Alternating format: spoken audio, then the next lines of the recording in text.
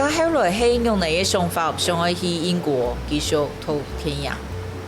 其實，在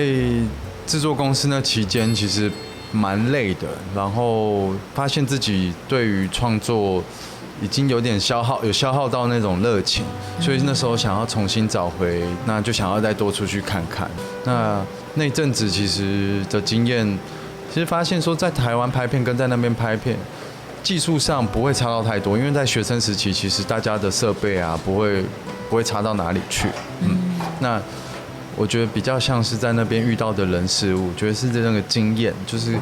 你會看到各個國家來的人，然後或是他們有不同的文化衝擊這樣子。你剛剛有讀到蠻大的衝擊嗎？那時候我記得我們學校，我最大的，我覺得最喜歡的好了，就是我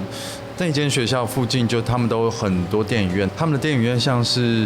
定期在那邊擺着，然後我們有學生證都可以去那邊看。他們好像就是一直有一個影展會一直重複，是 BFI 的影展。那每一期都會有不同的專題導演，那你學生只要有空的話就可以去那邊免費看。那邊的有非常多獨立電影可以看。那其實對我大的衝擊是他們對電影的包容性是非常大的，大家也把它看的是非常一般的事情，就是大家下課後或是下班後，其實就是一個娛樂這樣子，一個消遣這樣，等於是我覺得他們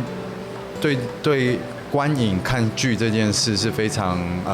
頻繁的，會帶小孩子，所以對我來講非常印象深刻，而且他們的種類也會因為這樣子非常多，他們接觸的會非常多，所以他們不會有一個特別的說今天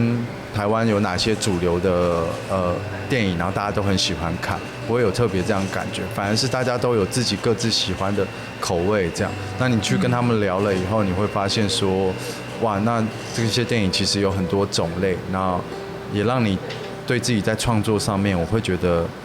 我可以不用那麼擔心，可以無拘無束的寫，因為其實你只要願意聽你自己的喜歡的